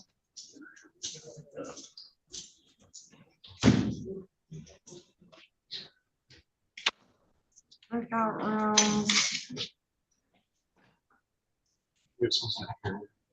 All right, Rhonda Underwood, MDOC. Let me see here. Are they here, Your Honor? No, I thought they should be. well, I asked them to join us and they have not. So as of right now, I do not have Mr. Gonzalez Rodriguez. So, Ms. Underwood, who do I have at the jail with their head down? Angel Rosas. All right, so Miss Underwood, I do have Miss Rosas back, from yesterday. Wasn't she yours? I spoke with Miss Rosas. Let me call the case. I was just asking. So this is in the matter of the people of the state of Michigan versus Angel Rosas, file number 25-22142FH. Says the date time set for a pretrial in contempt of court. We were originally set for yesterday. I don't know who my prosecutor is. Isaac Sneed for Alex Benetto. And so I have Isaac Sneed appearing on behalf of the people. So we have a contempt of court for failure to appear for a pretrial on March 19th of 2025. We have a bond violation for being in contact with the alleged victim on this file, Miguel Rivera, at his apartment, and allegations that she feloniously assaulted him with a knife. So we have those two. So, and Ms. Underwood, you represent her. Now, I do believe there was some discussion of a possible plea yesterday. That's correct, Your Honor. And I have discussed that plea with Ms. Rosas. And it's my understanding that Ms. Rosas wishes to plead guilty, Your Honor, to the following plea. This is a HIDA agreement. She will plead guilty to count 1 and count 5 as charged. And she will pay $986 in restitution to the City of Adrian Police Department for damage to the vehicle, Your Honor. And she will admit count 2 in New Circuit Court case only to the extent for restitution. Restitution would be determined at sentencing. And Ms. Rosas will also plead to the contempt, Your Honor, in this matter. And we are hoping the court, since the case was dismissed, will consider dismissing the bond violation, Your Honor. Is that a correct recitation of the plea, Mr. Sneed? Yes, Your Honor, there was a written plea agreement. I just wonder if Ms. Underwood has a copy of that and it's signed. I do have a copy.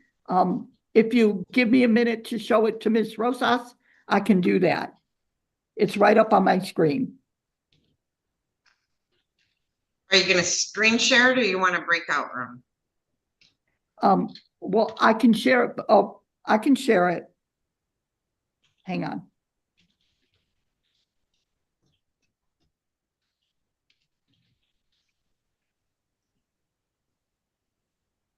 Oh, I don't know how to share in the room, in the. Okay, go down to the bottom where it says, oh, yeah, okay. Yeah.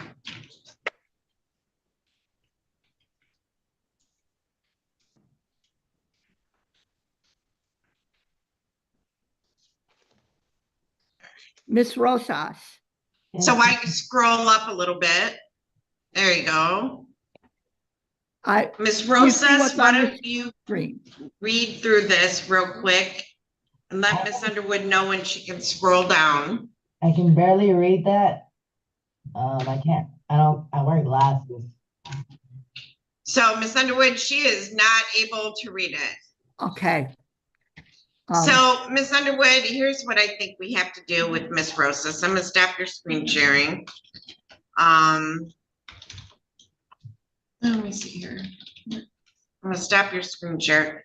Miss Underwood, I do believe that you're gonna need to meet with her in person. Whether that involves me having her brought over on another day. I'm more than willing to go over to the jail, Your Honor. Miss Adams, can I set her over to next week, or when's the next available day we can sneak her in?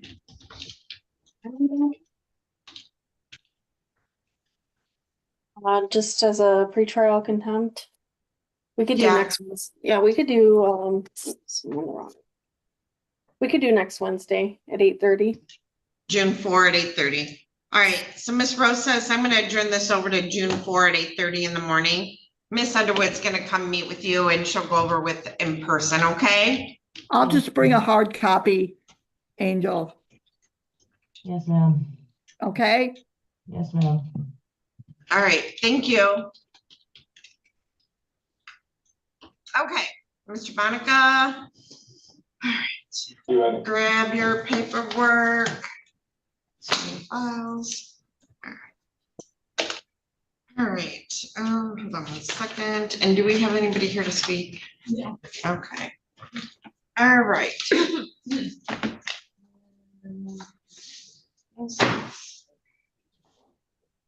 All right, so this is, and it's Bonica, correct, sir? Yes, ma'am.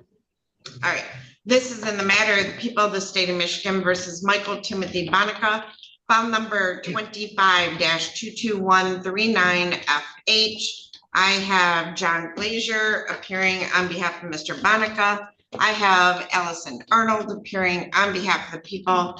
This is the date and time set for sentencing in this matter. Mr. Bonica, did you have an opportunity to read and review the pre-sentence report? Yes, Your Honor. Have you had an opportunity to discuss that with your attorney? Yes, ma'am.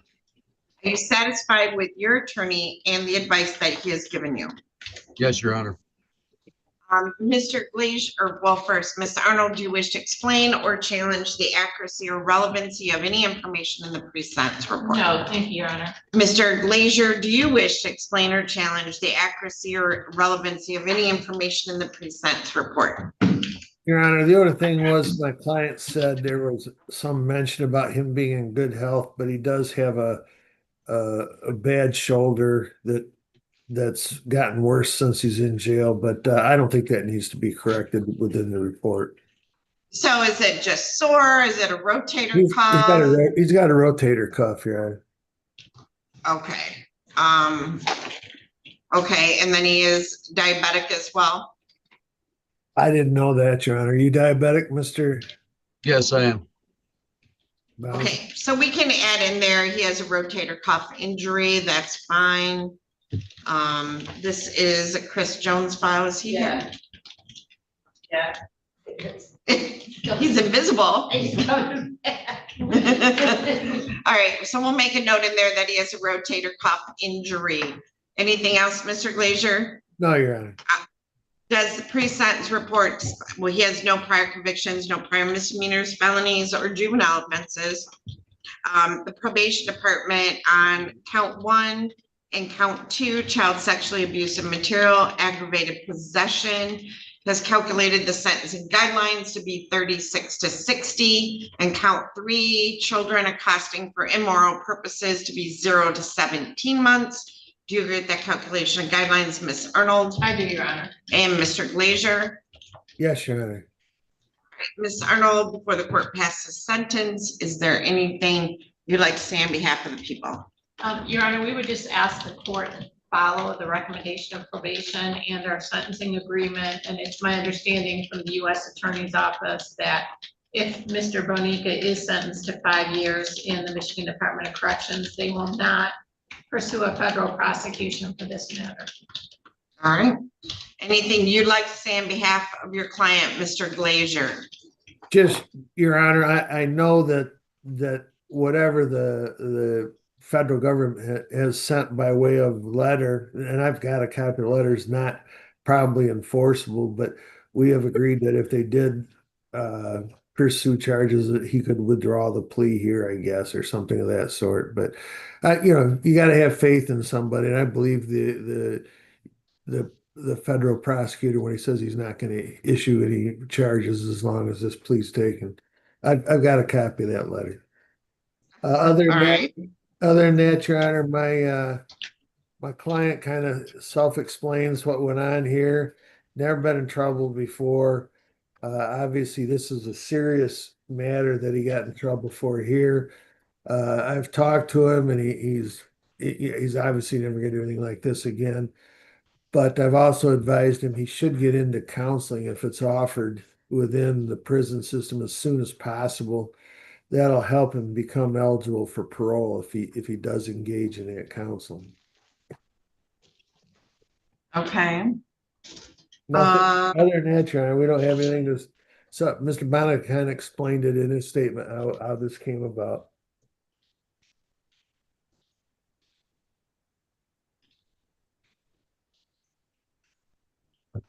All right, and this was, okay, all right, Mr. Bonica, is there anything you'd like to say on your own behalf? No, ma'am. All right, and I'm always trying to verify because they changed the law a little bit on me. This is a tier 1 offense. He has no priors, so it remains a tier 1 offense. So there is no lifetime electronic monitoring, but his residence and personal information must be verified in person. But it says 25 years, he must remain on the sex offender registry for 25 years on all these counts. So Mr. Jones, just to verify, there's no electronic monitoring on Mr. Bonica. Correct. Okay, all right. So in determining the appropriate sentence in this case, the court has considered the seriousness of the offense, your history, the principle of proportionality, the statutory penalty, the cost of confinement, the sentencing guidelines, the report and recommendation of the probation department, as well as what has been said upon the record at this hearing, the criteria and reasons for the sentence, and the nature and gravity of the offense, the discipline appropriate to its commission, deterrence against repetition by you and by others, potential for reformation, vindication for the law, and the protection of society. On count 1, it is a sentence of the court that you will serve a period of 5 years to 10 years with the Michigan Department of Corrections.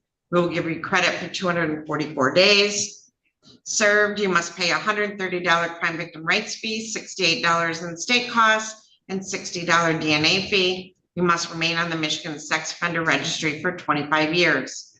For count 2, child sexually abusive material aggravated possession, you will serve a period of 5 years to 10 years with the Michigan Department of Corrections with credit for 244 days already served. There is $68 state cost. You must also remain on the Michigan Sex Offender Registry for 25 years. On count 3, children accosting for immoral purposes, sentence the court, you will serve 1 year, 4 months to 4 years with the Michigan Department of Corrections. We'll give you credit for 244 days served. There's $68 in state costs, and you must remain on the Michigan Sex Offender, registry for 25 years. Now, Mr. Bonica, you do have the right to appeal the sentence, so we are going to have the jail provide to you 3 copies of your notice of right to appellate review. They'll have your initial and date, 1 copy for our records. The other copies are for you. If you wish to appeal the sentence, you would fill out the information on the form and mail it to the address listed on the form within 42 days. All right? Yes, ma'am. Thank you. All right, Ms. Heatherly, Ms. Underwood, are you there? You're all set, Mr. Bonica. Thank you. That's all I have with you. Okay, thank you. Rhonda Underwood, are you with us? No, she's back in there. Absolutely. I got her. All right, in the matter of the people of the state of Michigan versus Shannon Heatherly, we have 3 files, 23-21248FH, 23-21249FH, and 23-21250FH. And Rhonda Underwood appearing on behalf of Ms. Heatherly. This is the date and time set for violation of probation sentencing. Ms. Underwood, you need a moment to speak with Ms. Heatherly. I spoke with her yesterday, but I would like just a moment, Your Honor. Okay. So I'm gonna open up a breakout room. Miss Heatherly, I'm gonna assign you and Miss Underwood to that breakout room. That's it? That's all you want? Now you're gonna leave? Okay. Hey, this is Judge Anslone. I'm looking for Timothy Holtz. I'm ready to see him. I believe He might be on the first floor. All right, I've got him booking. I will let them know. Thank you. Thank you. Bye. Bye.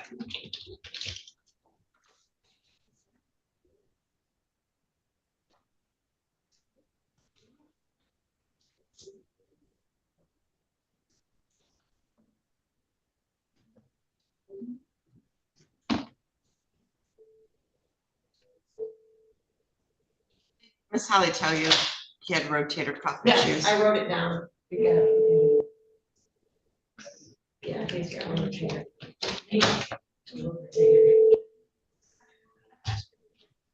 I agree, Chief Bosley, enforcement officer with the County Crime Report. I mean, they're out on the phone. I think Shannon Stinson. Thank you.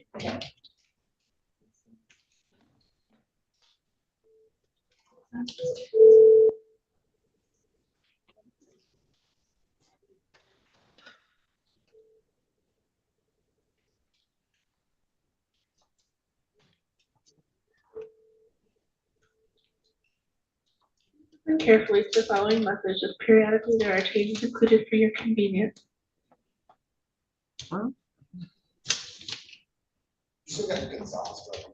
MDOC hasn't brought him.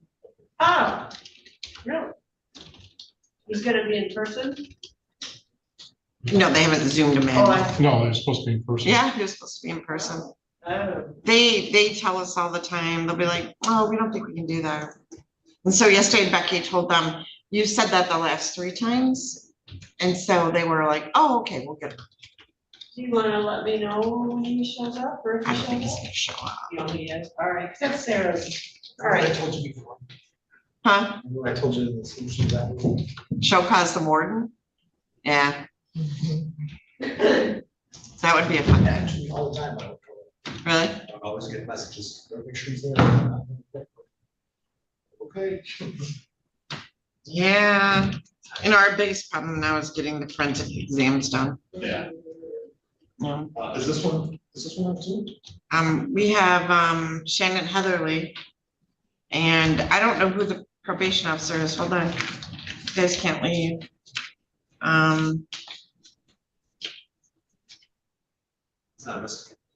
It's a felony. Who has Shannon Heatherly? Must be a few. I'll ask the officer. Hold on, Officer, it's log on?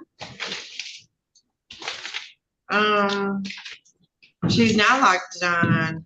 It's Sarah Teskey. It is? All right. All right, let me bring your client. Well, maybe.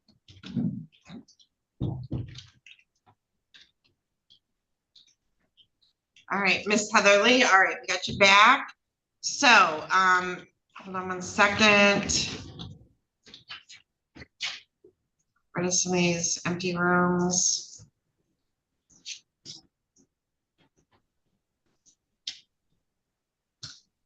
All right, so we are back on the record on Miss Heatherly. So Miss Underwood, have you had a chance to speak with her now? Yes, and I spoke with her yesterday as well, Your Honor. All right, so Miss Heatherly, have you had an opportunity to read and review the probation violation recommendation? Yes, ma'am. And you've had an opportunity to discuss that with Miss Underwood? Yes, I have. Are you satisfied with Miss Underwood as your attorney and the advice that she's given you?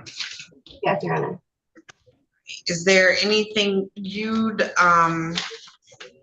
like to explain or challenge regarding the report, Miss Underwood? I don't believe so, Your Honor. And before the court passes sentence, is there anything you'd like to say on behalf of Miss Heatherly? There is, Your Honor. Ms. Heatherly understands that she shot herself in the foot in a big way. She was not committing other crimes. She wasn't doing that. But unfortunately, she did report. And in order to get your probation done, you have to report. And you have to take the services offered. In this matter, there's a substantial amount of fines and costs. They're very high. I know the probation department would like those paid. The recommendation in this matter is 12 months in jail, Your Honor. I would hope the court would, Ms. Heatherly has already done, I believe, like 40 some days. I would hope the court, two things. I would hope the court, first of all, would give Ms. Heatherly the opportunity to pay those fines and costs. And I would hope that any paying out Ms. Heatherly be given should end immediately upon the payment of those fines and costs. I would ask the court to consider taking it down to 9 or 10 months, Your Honor, as far as a maximum in this matter, and discharge for Ms. Heatherly. Thank you. All right, Ms. Heatherly, is there anything you want to say on your own behalf? Oh, ma'am. Thank you.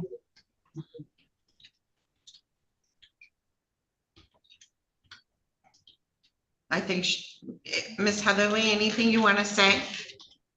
No, ma'am. Thank you. All right, so Ms. Heatherly's been on probation for a period of 2 years at this point. Show that during that time, she's made no payments on her fines and costs. This is her second formal violation. She absconded June of last year to October. I gave her credit for time served on probation at that point. And then she got released on that violation and she never showed up again. She's been honest in the fact that she is continuing to use daily methamphetamine, half to a 1 gram daily since October of 24. She's went to a detox program twice. She left before she completed. We're lucky she's even here today. I'm surprised she hasn't overdosed or died. So I really hope that pure sobriety will help her. So it's sense of this court, or I'm sorry.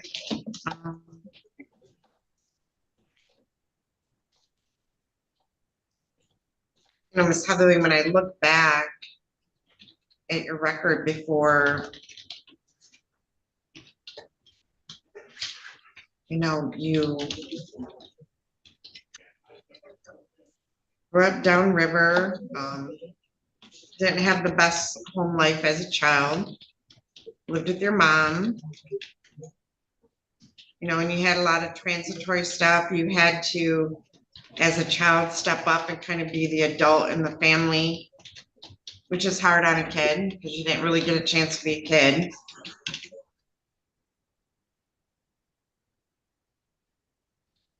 You know, a lot of adults let you down, but you've got to get past that.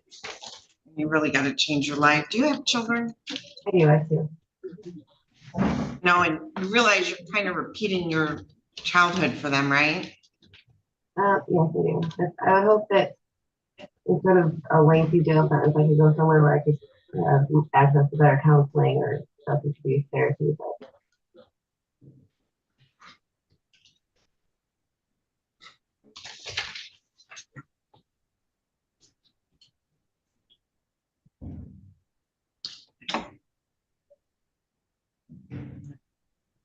I'm out of probation with you. I can't do recovery court with you because she doesn't have enough time left. And determining, I don't have time to do much with you because you keep absconding on me. So at this point, I can give you a period of sobriety. And then when you get released from the jail, we can help you find resources for inpatient or something.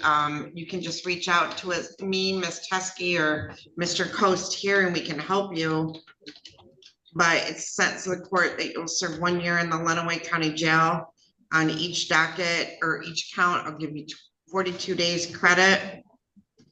I'll give you a paying out of $4,618. You can be released upon payment of that. But Ms. Heatherly, when you get out, you're going to be sober. And if you want treatment after that, we still will provide resources for you if you come to us. All right.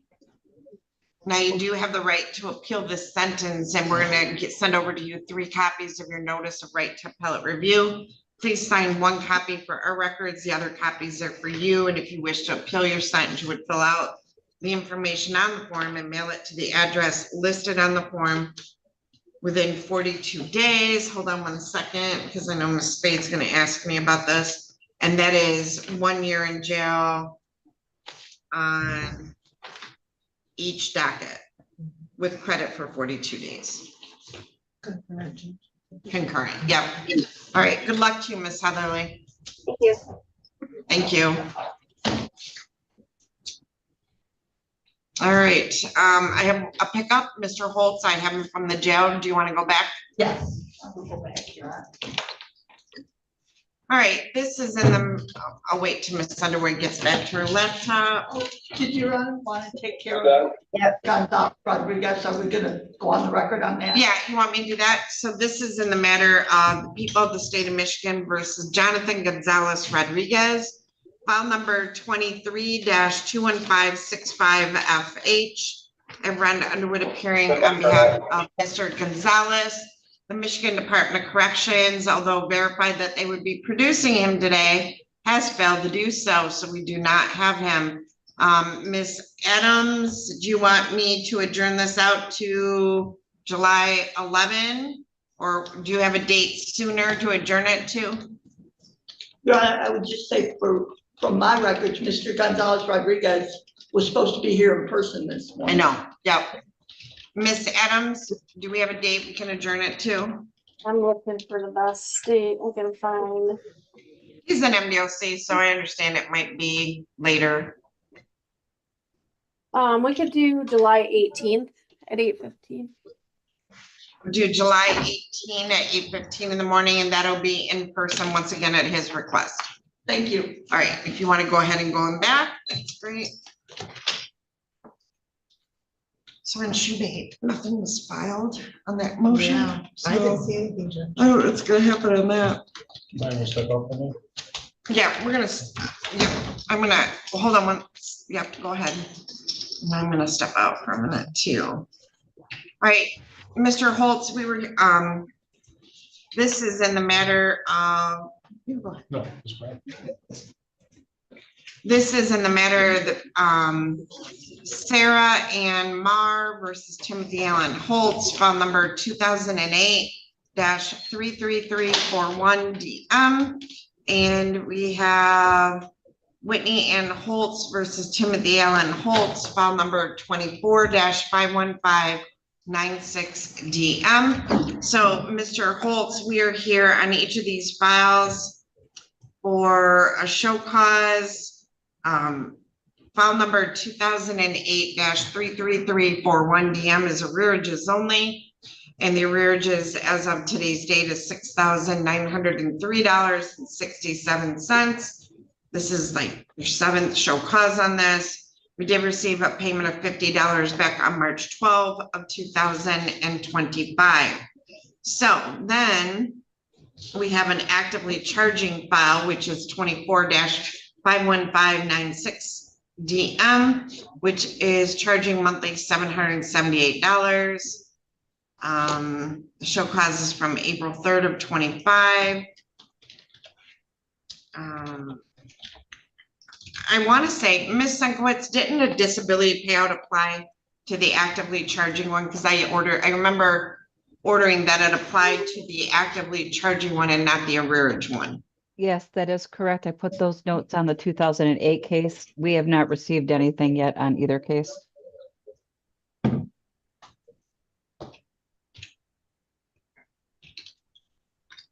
No, I thought money did get received.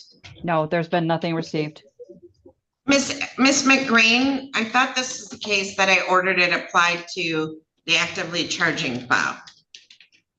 Judge, if I recall, there was a statement that the payment had been made, but we adjourned to see if it had actually been received, and it apparently has not been received yet.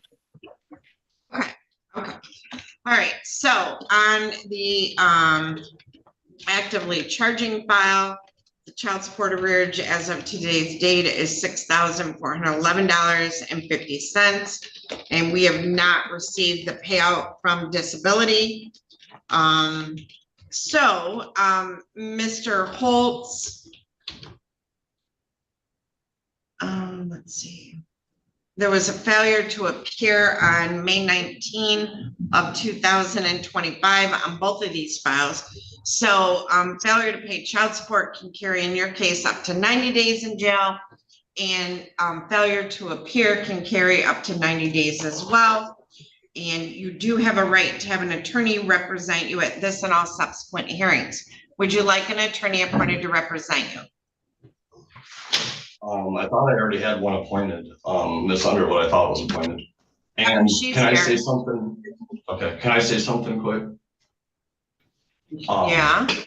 So I did pay $2,500 yesterday. My disability, I got a letter from the state. I've received my money. My attorney's been Mr. paid. Holtz, all right, Mr. Holtz, my question was, do you want your court-appointed attorney? Yes, yes. All right, I'm gonna put you in a breakout room with your court-appointed attorney, and you can tell her all this, and then she will talk to you about it, and we'll come back in. All right, go ahead and join that breakout room.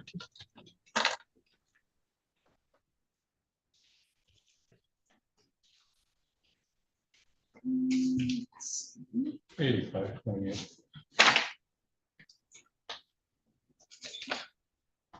$28.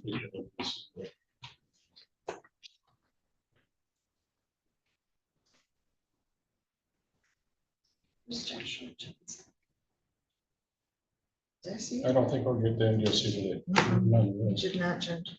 Is he supposed to be?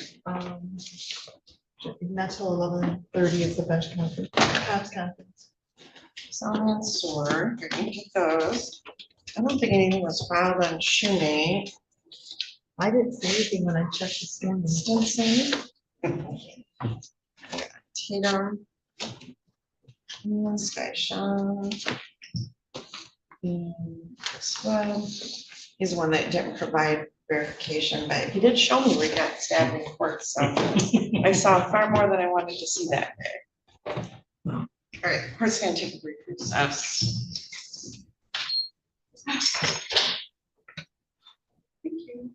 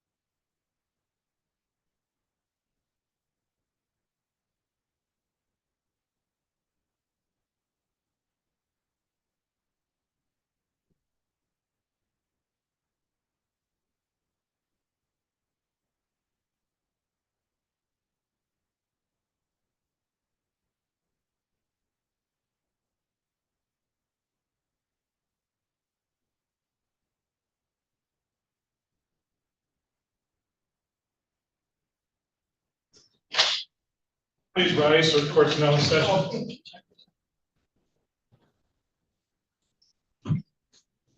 Okay, we seated. All right.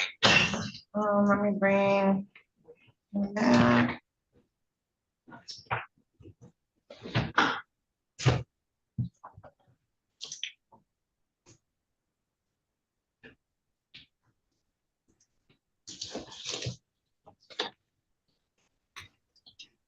All right, so we've got Mr. Holtz back. So Ms. Underwood, have you had a chance to speak with Mr. Holtz? Yes, Your Honor. Thank you. All right, and Ms. Underwood, on both of these, how would you like to proceed? Your Honor, can I ask, there was a gentleman sitting at the back of the courtroom. Is that by His any chance father. Mr. Holtz's father? Yes. Mr. Holtz, I believe, Your Honor, paid a $2,500 bond last night.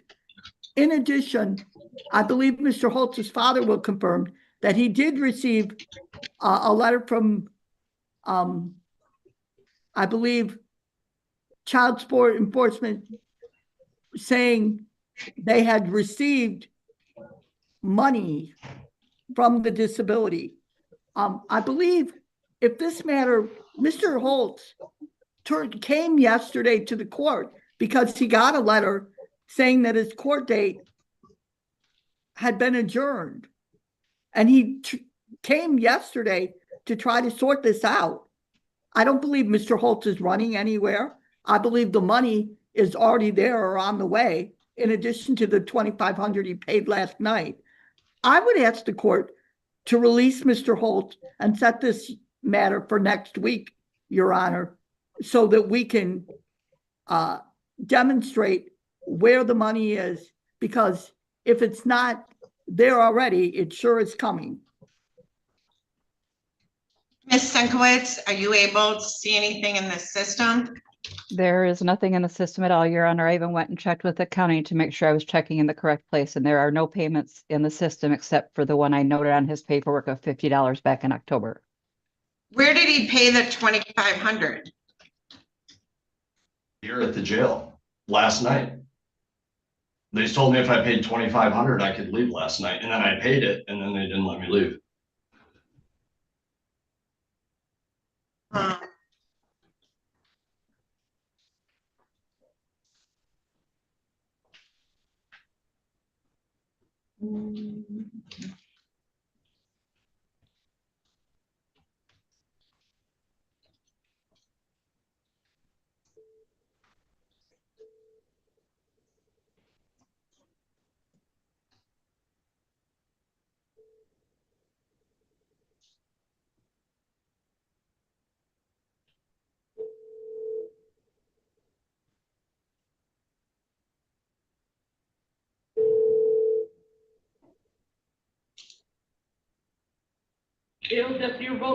Hey, this is Judge Anzalone. I have Timothy Holtz here, and well, you have him there.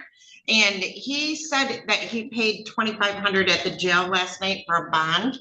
Are you able to look and see what that was paid on, or?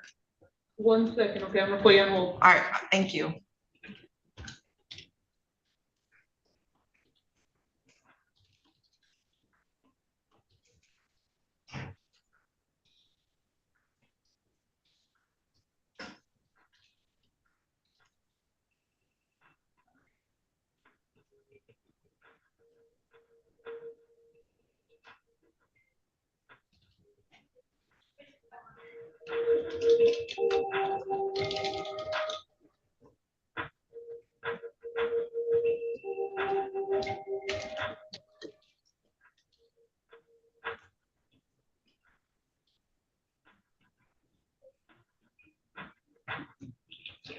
Are you there? Yes. All right, so he paid on the 24-051596.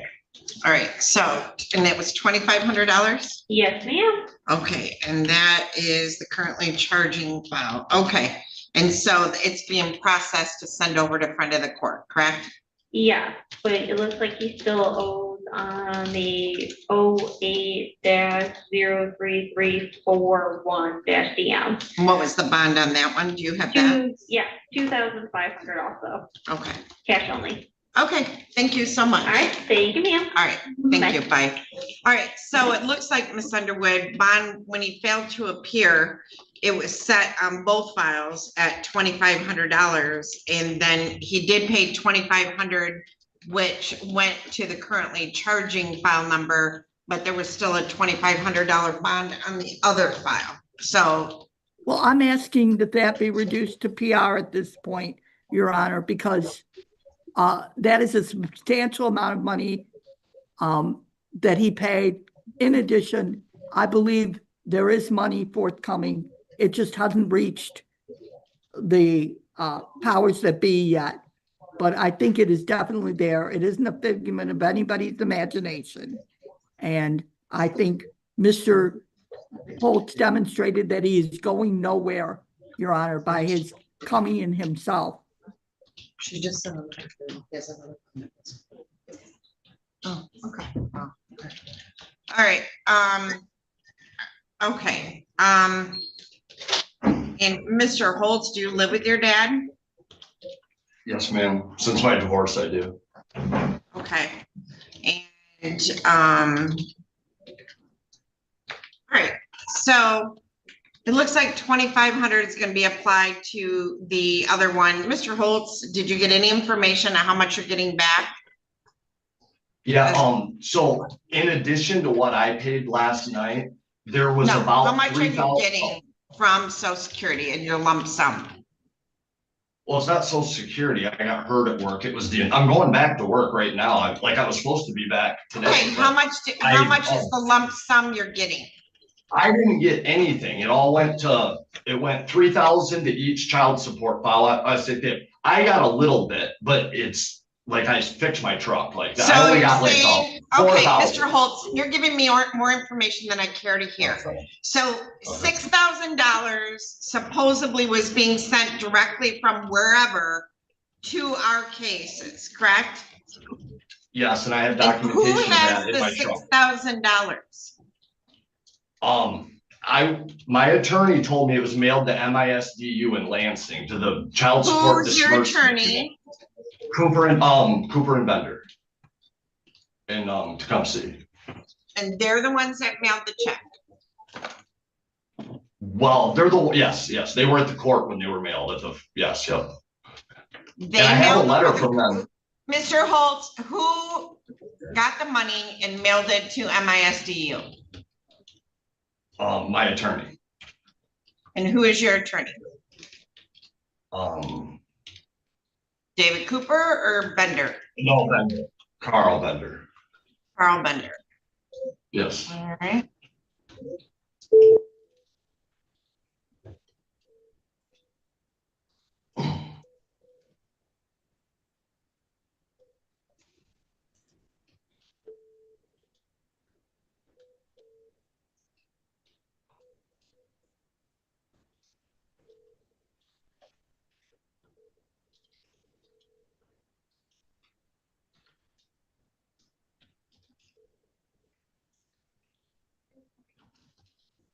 Hi, this is Judge Anna Marie Anzalone, and I'm on the record in the matter involving Timothy Allen Holtz. And it's my understanding, according to Mr. Holtz, that he had a disability or worker, some type of case that Carl Bender represented him on, and that your office would have mailed out some settlement money to the friend of the court through MISDU. How do I verify that? I can't hear you. You got to speak up, please.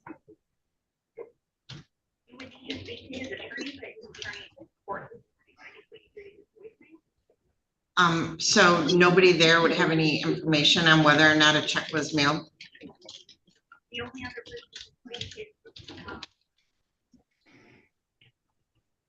Okay, and Mr. Bender will be in court this morning?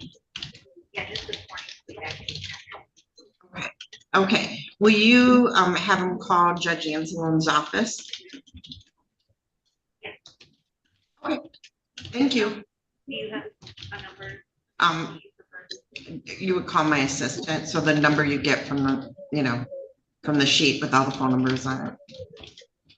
All right. All right, thank you. Bye.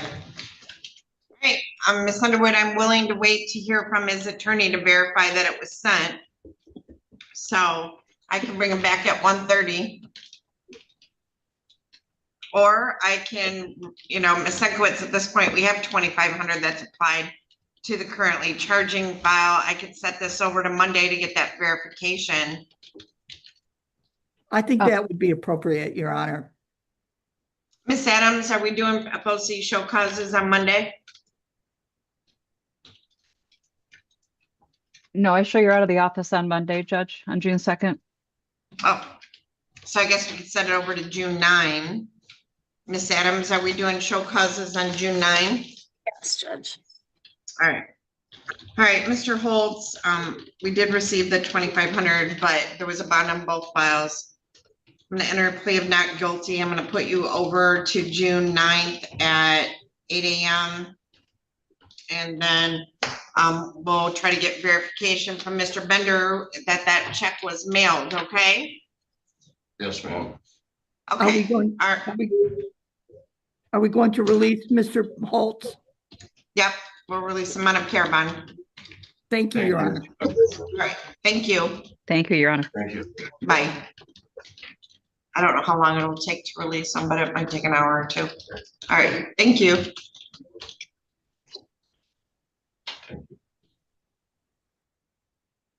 All right, so I have somebody, I don't know who you are, ma'am. What's your name? Barbara Penny. I'm here on a motion case this morning. Okay, yep, I'm gonna change your screen name. Ms. Okay. Underwood, are we all set?